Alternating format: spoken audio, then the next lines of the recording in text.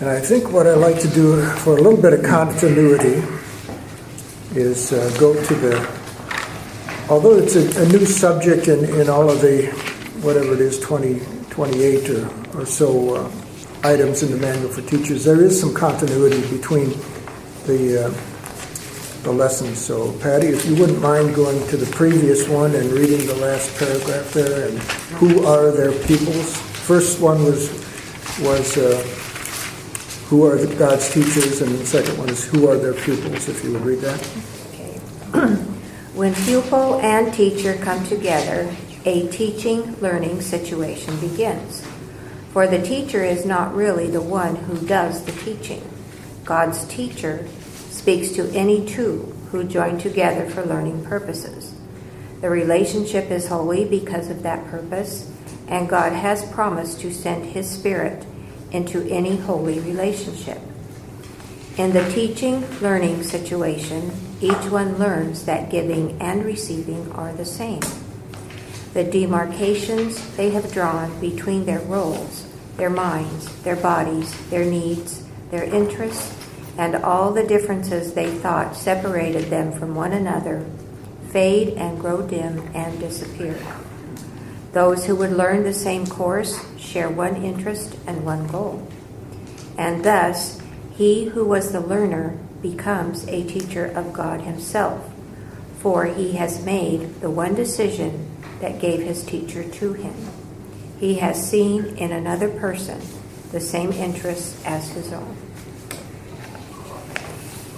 The one decision.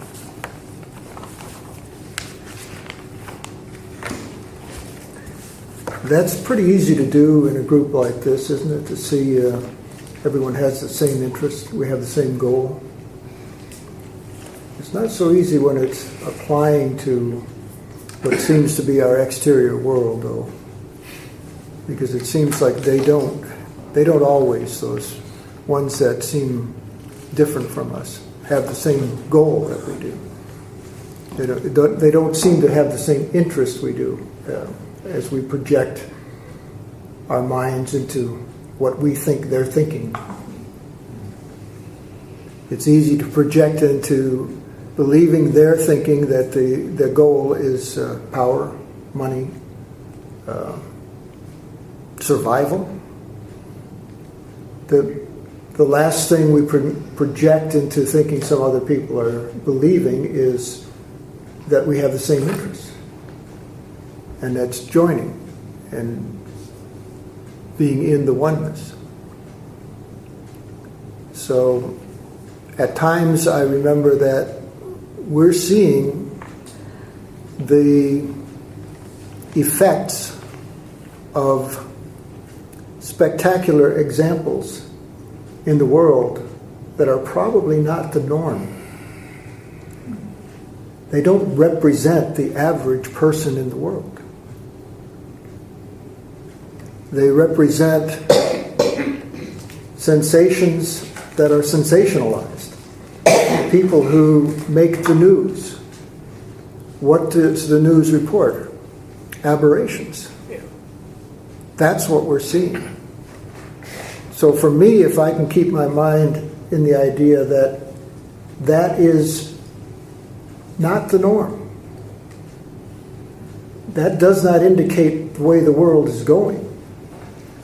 I can look at it, because if I don't, I'm going to make it fearful. But I can also recognize that for every one of those, how many people simply want to love one another and get along and love their family? So it's going to be interesting, I think, as we see the changes that seem to be in our external world coming up. What comes forth that we take note of?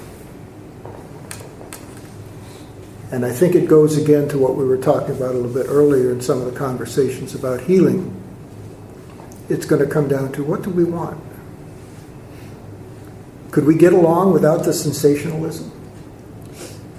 Could we get along without some villains? some people to blame for things? What would that world be like in our minds? Because it feels good sometimes when someone else does something outrageous that you know you wouldn't do. Because it's a comparison. Well, I have my problems and I condemn myself, but I'm not like that.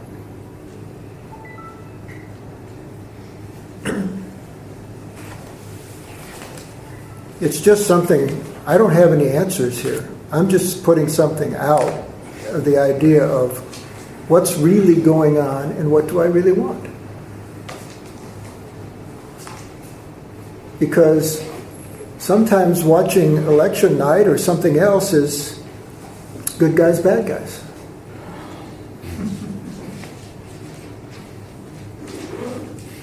I've got to ask myself, do I really want peace and joining? And do I want the real world on my way out of the real world? Or before I get out of this illusion?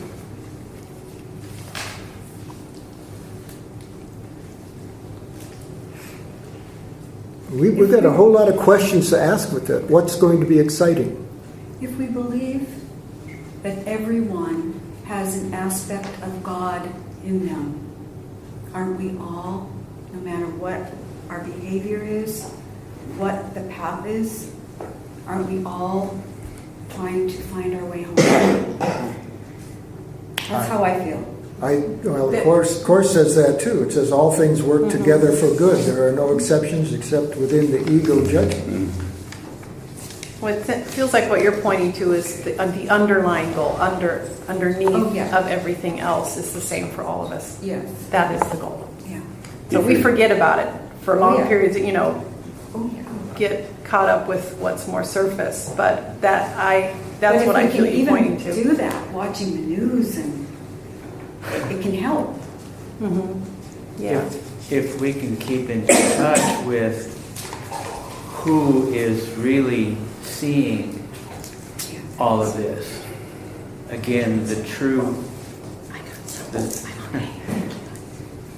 Tom calls it the God self.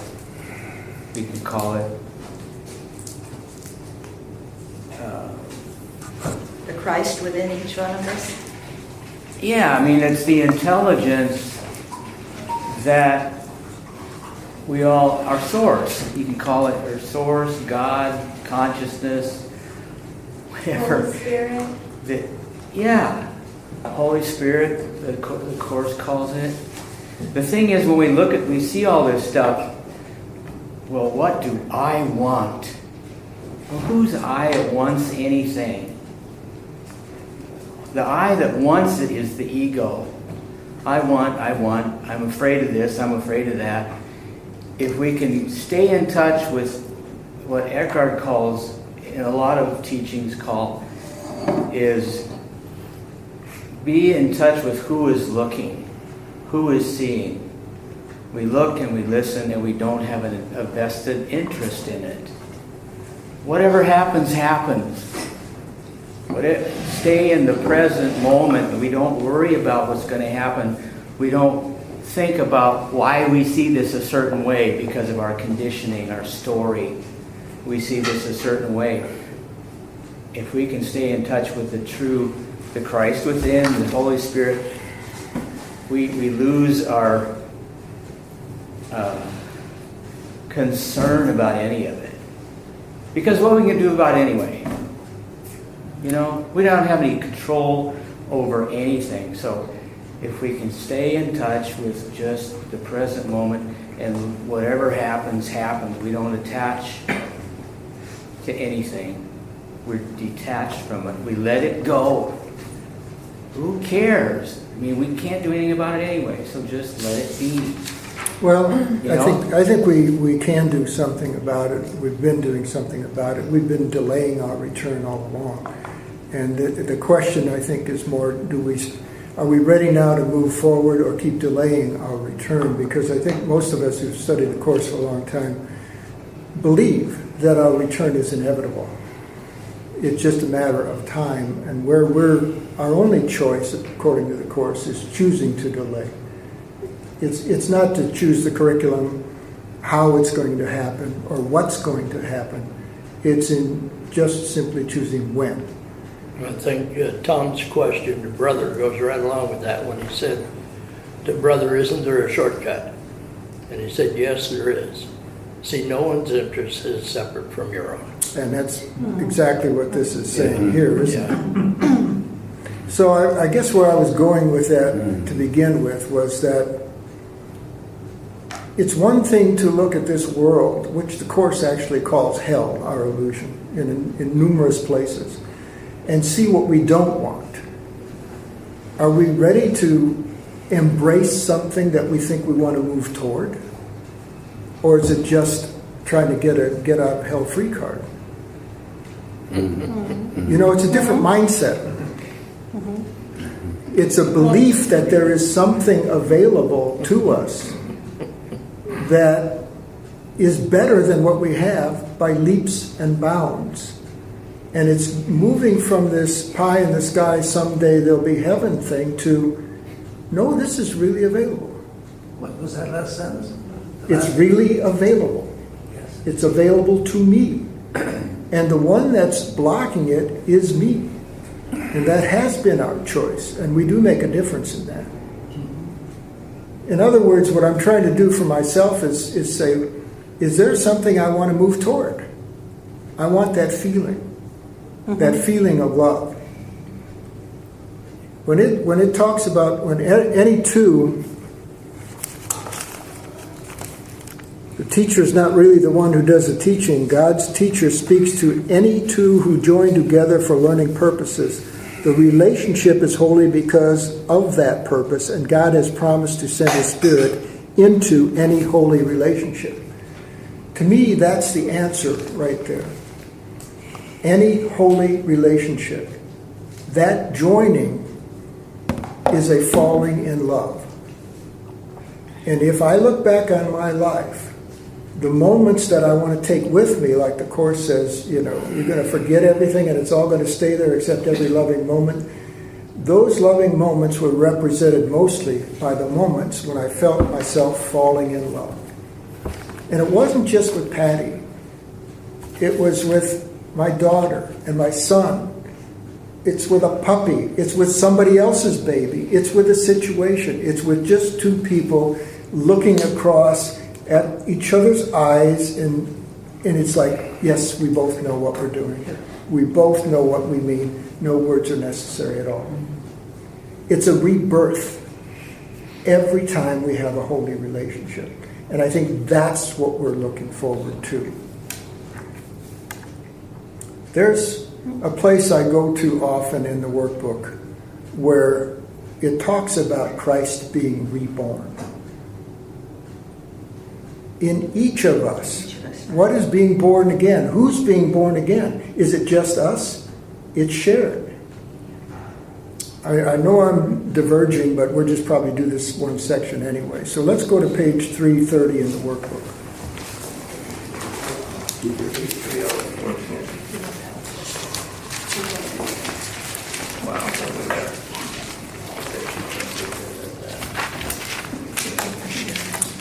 And I'd like us to read paragraphs 6 through 9.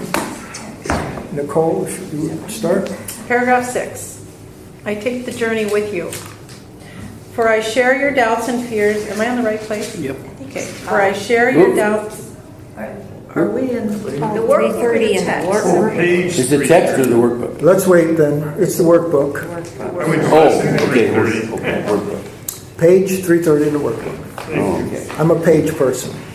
Okay. And Aaliyah, I Are we think that's now- a great section for your game. Get out of hell free card.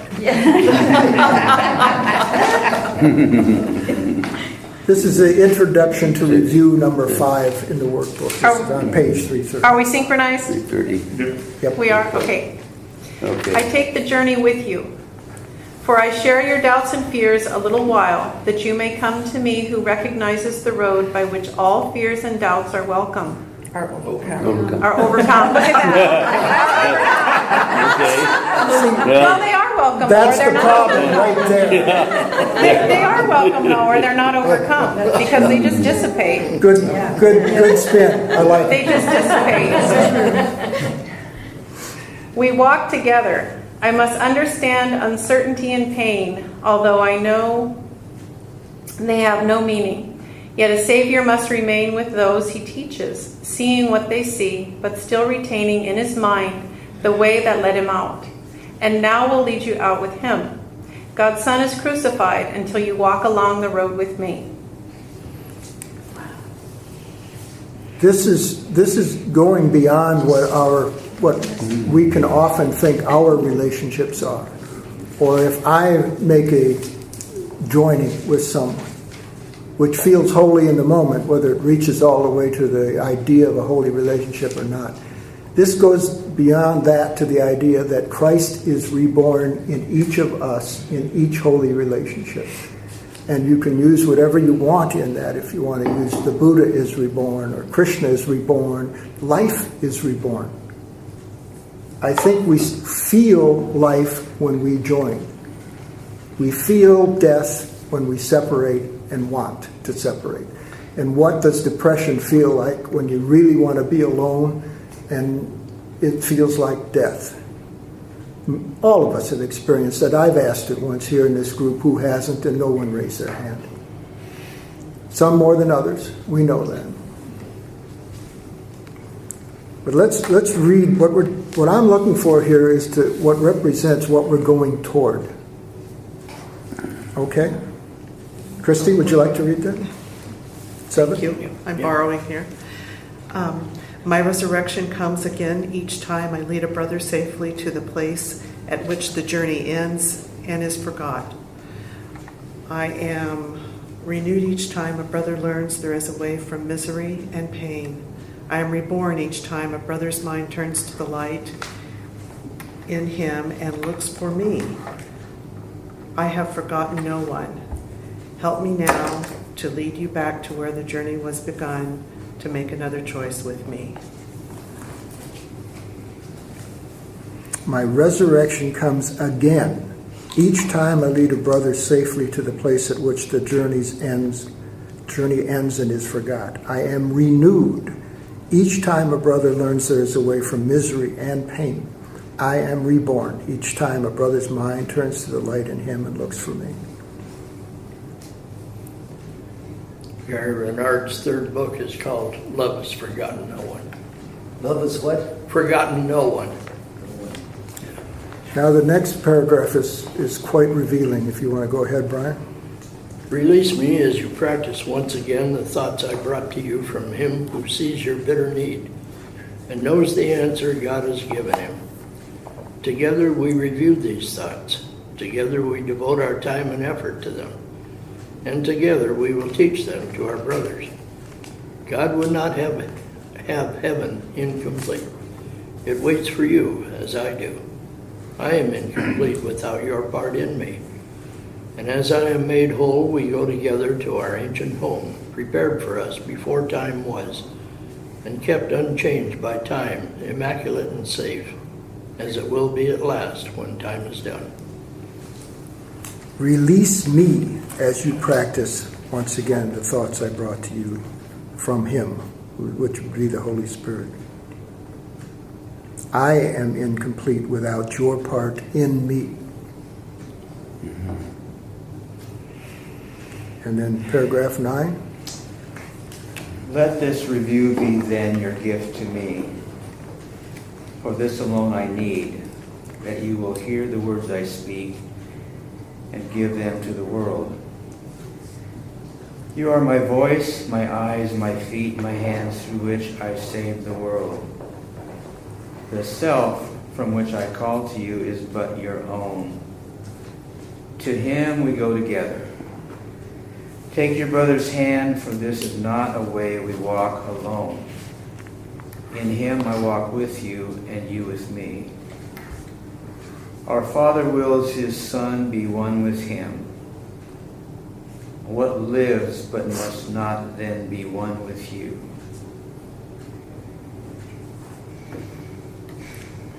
What we're talking about when we really have this holy relationship is one aspect of the mind of God as a son of God connecting holy with another aspect or son of God.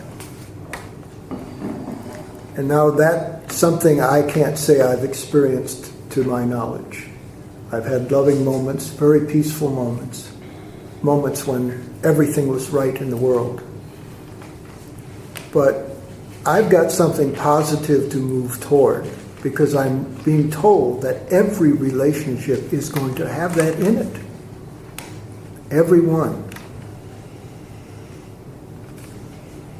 Well, how's that going to work when we don't have bodies? Well, I think Tom gave us a gift once. He talked about, he had asked Brother what it was going to be like, And he got this image of all these translucent pods of consciousness moving and passing through each other.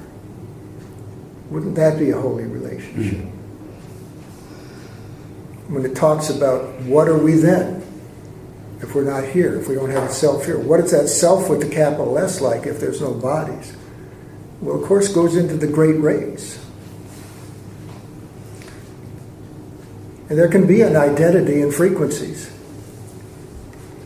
Because each frequency is a combination of frequency, and you can have infinite numbers of combinations of frequencies meeting other infinite numbers of conflagrations of frequencies. And that can be a holy relationship. And it's like being born again each time. And that's what I have to look forward to. Robert Monroe, in his book Journeys Out of the Body, talks about how these translucent beings that you're talking about come together and exchange energy. And he says that's a better feeling than you ever had with sex. Then you ever had what? With sex. With sex! Oh. Well, Probably heard that. I got to get clarity on that one. It's like being talked dirty to, don't you? I could hear Melody out there going, what kind of meeting are they?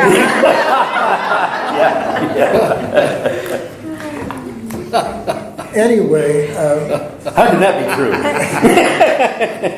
There's something about the holy relationship, too, that what comes to me, this is kind of in addition to what you're speaking about, Tom, but is that ultimately it's also, holy relationship is the relationship with the self. It's taking place within each of us, within our own mind, too. It's not just I and other becoming one, but it's all, because there's really only here, period. So the ultimate is here. And that for me becomes situationally everything, because the entire life here on this earth is relationship. It's all relating. And the more that I, in this past week, somehow the intensity of dedicating not just my relationships with people, but situations, any situation that comes into my mind that I'm dealing with or that I'm facing or that I'm stepping into or, connected with, dedicating that to Christ. And whatever word you guys like to use, for me, Christ, or love. And the most interesting things, happen the more, and I've been through phases of this in years gone by, where the intensity really deepens and intensifies and expands with that. The more my attention is just there. And it's not even then anymore even a looking forward to, like it's happening live. And things like this week, someone hit and ran my car. And I've hardly talked about it at all. I hardly remember it. Wow. And the car twangs every time I open it, twang, twang, and I forget that it happened until I go to get in my car again. I don't even think I told the people I lived with for 4 days. that someone hit and ran my car, and I need to find someone. It'd be nice if I could find someone who could twang it the other way. And, I don't know how to do that to cars, really. They're called mechanics. But I just there's so much more presence and such and then when I do remember it, I could give a shit. Maybe it was a big uglier dent, maybe, I don't know, but I think, it'll eventually get taken care of, I guess. But that's beautiful that you can. But I don't you can even go there. remember it. Yeah. And it's like so. That's just one example. Well, that's but a good how I segue. see, that's a holy relationship thing to that. Right. To this idea that I got someone hit and ran my car, like it's something happened to me or whatever, right? It's like just putting it in a different place. Like I don't know. It's like just almost immediately, not even a thought process of you take this. It's just like it's happening. I'm with you. I think that would be pretty tough for me to do. Well, maintaining it is the practice, right? That's It what is. we're all doing here. But that's a good first step, segue into be there as much as possible, but then how do we keep it maintained? Into what we're going to talk about here in this. What are the levels of teaching? Back to the Manual for Teachers, number 7. Manual for Teachers, number 7. Page 7. I'm always pages, sorry. It's number 3, page 7. Let's see, is it Teresa, you're up? Yeah. You want to take the first part? The teachers of God have no set teaching level. Each teaching learning situation involves a different relationship at the beginning, although the ultimate goal is always the same: to make of the relationship a holy relationship, in which both can look upon the Son of God as sinless. There is no one from whom a teacher of God cannot learn. So there is no one whom he cannot teach. However, from a practical point of view, he cannot meet everyone, nor can everyone find him. Therefore, the plan includes very specific contacts to be made for each teacher of God. There are no accidents in salvation. Those who are to meet will meet, because together they have the potential for a holy relationship. They are ready for each other. We've heard the no accidents one. Pretty good explanation of why we're all here in this room. Yeah. What happened? Those who are to meet will meet. But sorry. Because together they have the potential for a holy relationship. They are ready for each other. And I guess for me, this is what, in every possible meeting, is the potential for that better than sex moment, if you want to put it that way. It's that's there everywhere. It's there. Let's read the next paragraph. Can I say one thing? Sure. Well, to me, if you would run into anybody, it would be the simple word of acceptance. I mean, even if it was the worst person, it would be scary if you felt the vibes of somebody that was really a bad person. But if somehow you could just accept it, accept the way that person is, no judgment, nothing like that, and you saw the divine in that person, just for a moment maybe, and then you're pulled back into the world of their craziness, but then you find, because you're peaceful inside yourself, you found that peace so you can be accepting of that person. If you just would look at the person, or maybe they would feel that you are accepting them. You're not talking back, you're not feeling like that, because everybody feels maybe they're not in tune with it, but they feel other people. Mm-hmm. They can't help but feel their energy. So if you can just accept it, it's the possibility for another a relationship that's holy. It seems to me that you could have a relationship with the creepiest person. I wouldn't want to be around a creepy person, but Oh, sure. maybe that would be, they say there's a potential for a holy relationship, there was a reason why you're with that person. Anyways, I'll read the next one. No, I agree with you, and it leads us in that place too. He has seen another person with the same interests as his own. If we, on everyone we meet, realize, no matter what they're projecting out, that ultimately at their core, they have the same interest as I do. Now that's pretty tough to go to if somebody's sending out those negative vibes. But if we have that as a default thought within our minds, where we got to go to that. If I feel negative vibes, I know somewhere at the core they have the same interests I do. They want to end up in that real world and get out of hell for a small price card or something. They want the same thing. It's just, and it's the same as the call for help, or you're either experiencing love or a call for love. But that's the thing of that potential is there now. My mind is starting to change and say, wait a minute, that potential is there too. It's still there. It doesn't matter how ugly that looks. And I may have to go through some circular patterns about how this is all a play and you're just playing the bad guy. I don't know. But I know that potential is still there for that holy relationship that feels like being born again in every encounter. Can you see them as a 2-year-old baby? Exactly. I mean, that's exactly. This is totally, this happens, what you're describing. Have you never met, you ever have like two friends that have a common friend, one that you're maybe not close to, but they both talk to you about the friend, and one of them has great experience with this guy or gal, and the other one just terrible. I mean, like, they're the slime of the earth kind of person. But they're talking about the same person. And they both have continued experience, and they're both still seeing it totally. I've had that happen, and I realize it's like what you're describing. It's because this one, the whole energy of it's just a totally different dynamic. And it doesn't mean the person's a slime ball just because this other one has slime ball experience, because he's also this way. It's a trip. Well, let's and it's move. Wonderful. Let's move from slime. Go ahead.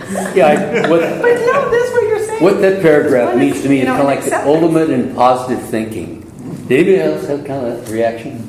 That paragraph, think, boy, I just really take that to heart. I mean, this is as positive one can possibly be about, the unfolding of your life into love. So, Back in my Christian days, we were involved in prison ministry. So you see some pretty rough dudes in that exercise, and we looked at them seeing them as a 2-year-old baby, because before their conditioning, that's the same as us. I mean, they're same as us now. But when I look at Donald Trump, I see him as a 2-year-old baby. He didn't get that way. I think there's a float like that in England. Pardon? A balloon. But right there, that's a judgment. I mean, we judge whomever. There's somebody who's following me too close, with asshole, what are you doing that for? I mean, we do that all the time, but it's just a judgment. It's another opportunity to see it as it really is. I mean, some of the worst prisoners, you kind of figured, well, you're not going to make it anyhow, but still, I love you. Because, Who makes it? Huh? Who makes it? Yeah. We're all going to die.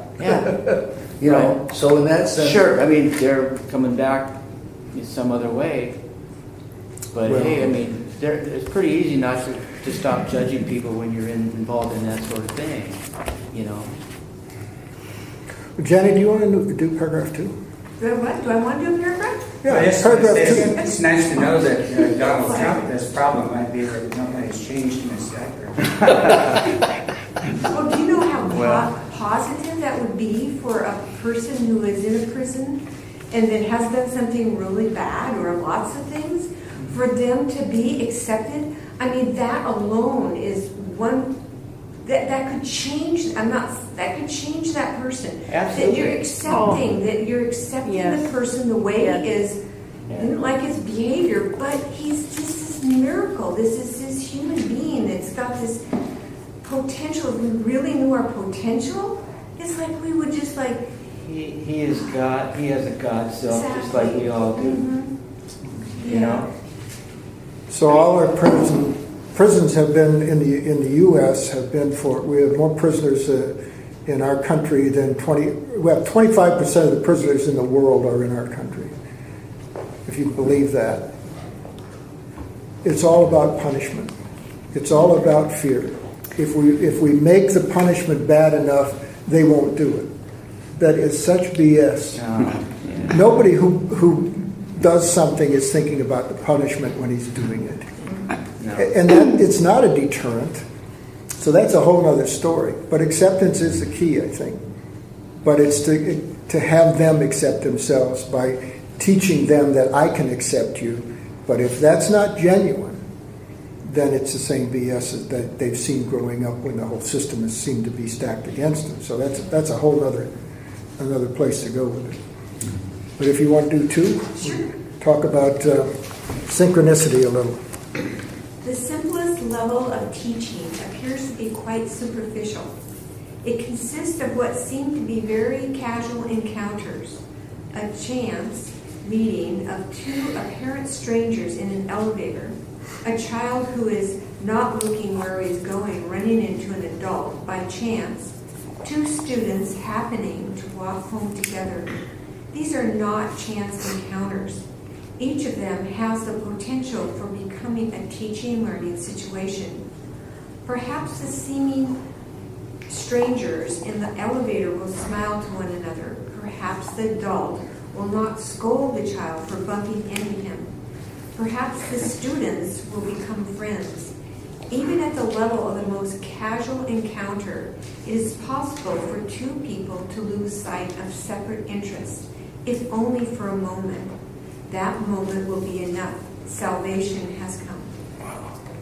If they lose sight of separate interests in the moment, that's salvation in the moment for that encounter. So it's this type of thing. And again, for myself, what am I moving toward? That's available. That's available. It's available every time, not just when I have an encounter at a store or anywhere else, but when I have a thought. And it could be a thought of somebody in my past, because most likely it's going to be, because I don't have a lot of thoughts about people in my future. And I can join with them at a different place. I can meet them in a different place. That's what's happening now. I had a reflection yesterday because it was my 73rd birthday. And I got a lot of these wishes from people on Facebook. And a lot of them were guys that were in my fire department. I was their chief. And I thought, now why is he wishing me a happy birthday? I was kind of an asshole when I was a chief. You know, I really was. I didn't realize that at the time because I was so goal-oriented that, I did certain things that weren't necessarily popular with some and popular with others. You just have to do that. But I thought, now he and I didn't get along. Why is he wishing me a happy birthday? And I thought, how cool it is to be able to start right now and not hold any of this past crap. And they've forgiven me. And wow, how cool is that? That's why the present moment is so important. I'm no longer this asshole. I'm just a regular guy that has been forgiven, and I need to do that for everybody else. And not, we talk about forgiveness, but there's really nothing to forgive because I asked for it. I asked for everything that's happening to me before, after, whatever. So hey, it's pretty cool to live in the moment.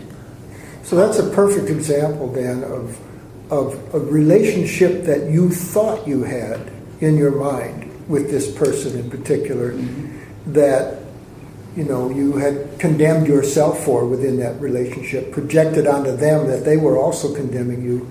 Now, because you're forgiving yourself, because what other reason could there be, that you're starting to appreciate yourself more. Now you bring that thought up and that message on Facebook or wherever it was. Now your entire relationship is reborn in your mind in a totally different manner. It's a new relationship. Yeah, The past that's a is really gone. beautiful example. Yeah. Well, and the world is reflecting right back to you, your Yeah. state of mind. Right. Because Yeah. I'm willing to forgive, so I'm being forgiven. So yeah, it's just a mirror thing. And biblically, it's, and lo, all things are made new. Yeah, Yeah. yeah.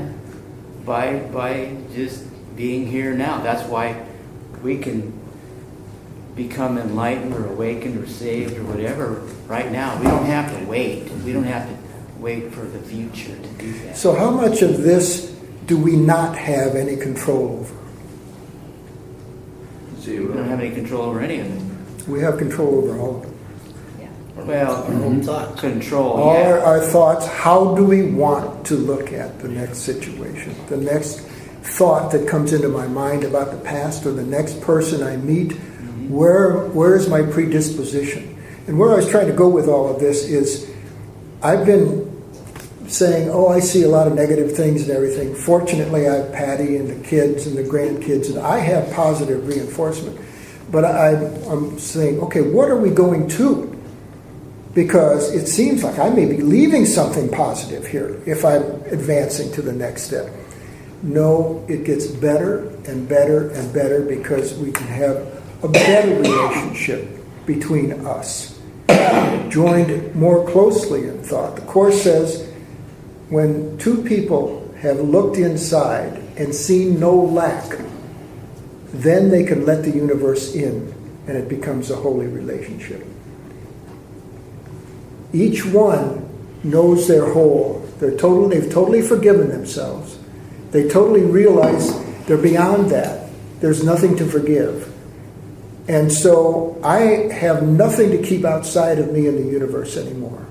I have nothing to fear because I'm total innocence.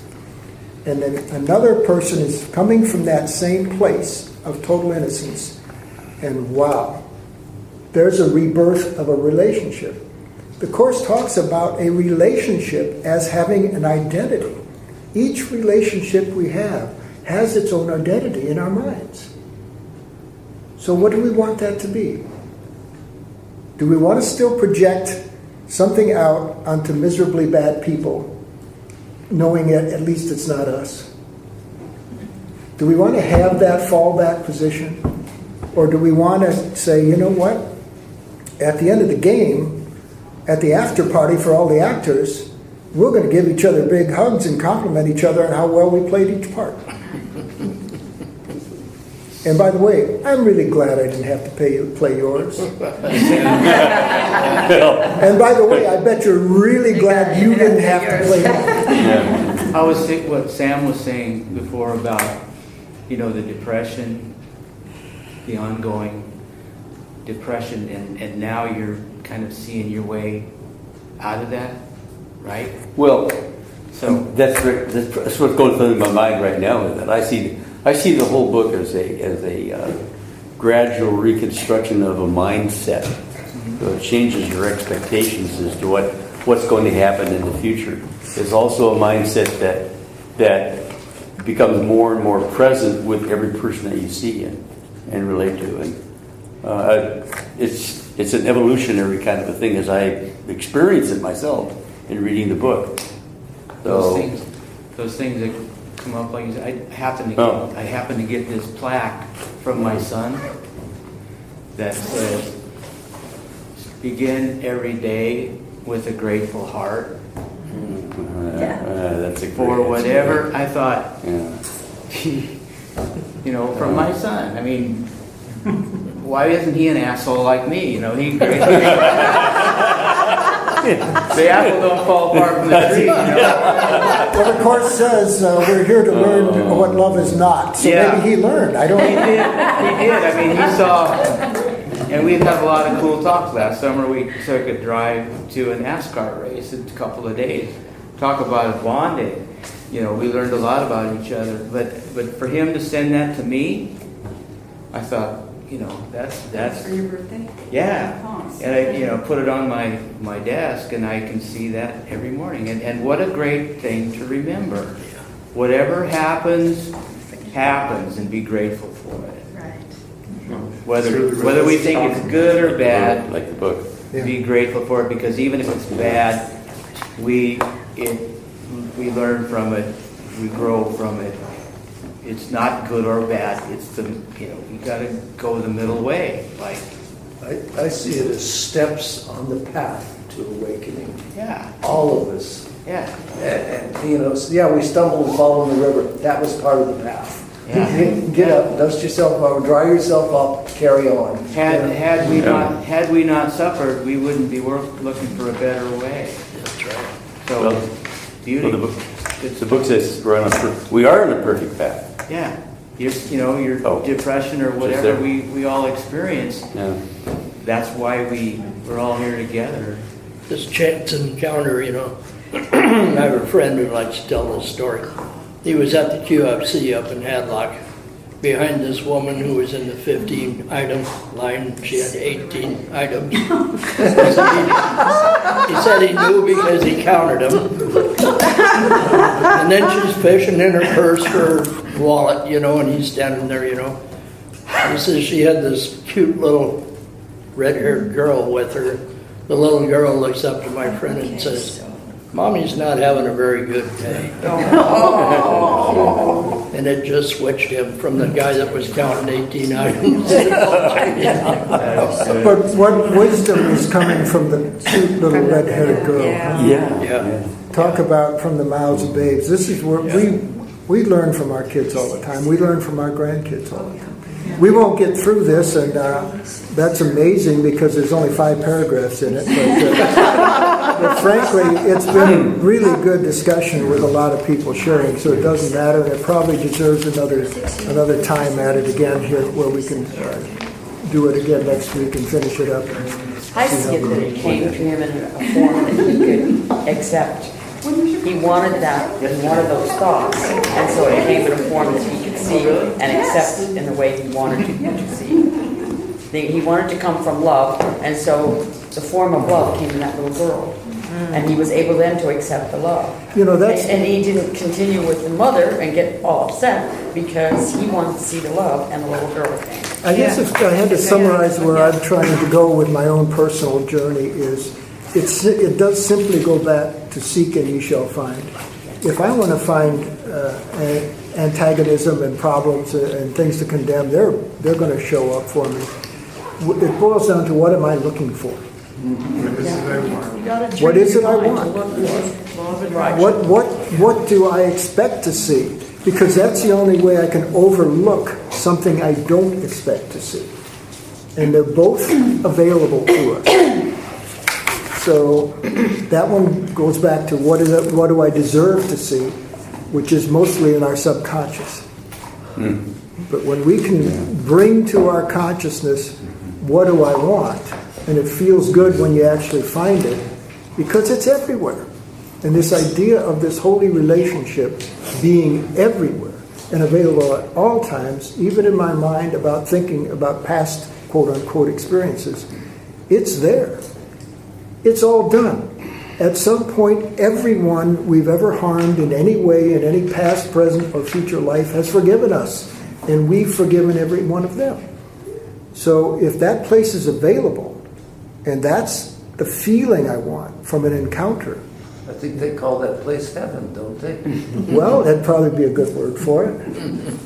But that's where I'm getting to a point where, that's available. It really is. I've been looking at this stuff for 30 years. It's really there. It's not something after another lifetime or 2 or 3 or 4. It's available. It's available in my mind. This idea of being born again, to me, is in a relationship where love is seen and shared, and there may be words, there may not, there may be a hug, there may not. It's just known. It's just known. It's available. Thanksgiving dinner There were 16 of us, and we all held hands, and the 5-year-old said the prayer, said the blessing. It was so precious. Yes. One thing that I was talking to Tom about, it was like, okay, so we talk about forgiveness. And I don't know about you guys, but in the beginning when I was forgiving, it seemed like it was out there, right? I forgive you. And then I realized, oh, it's all about it here. So, but I learned, as I forgave people, it was like, okay, what you did didn't really happen. It really never happened. So there is nothing for me to forgive. So I try to bring that back, then how do I forgive myself? So it's like, okay, what I think isn't real. What I think is something that comes from maybe my personality. So I'm beginning to think of self-forgiveness is going into a state of stillness, where I have no Bingo. thoughts anymore. You know, it's like I have no thought. Yes. And in that moment, there's nothing to forgive. I am one. And then that's when my God self steps in. Yeah. And I think The whole that's, story drops away. that's where That's the the Course is forgiveness. trying to take us, I Yeah. believe. That's the idea of the Alpha and the Omega. It's to get back to that point of that one's completed, now you're at a new Alpha. right. It's absolutely starting over. And another word for that might be actually being born again. Yeah, Yeah. Call it that. yeah. I like to think of it as remembering. You know, Yeah. especially in the workbook lessons lately, they talked about, hey, you already made the choice for God, remember? You chose for God the moment you were created.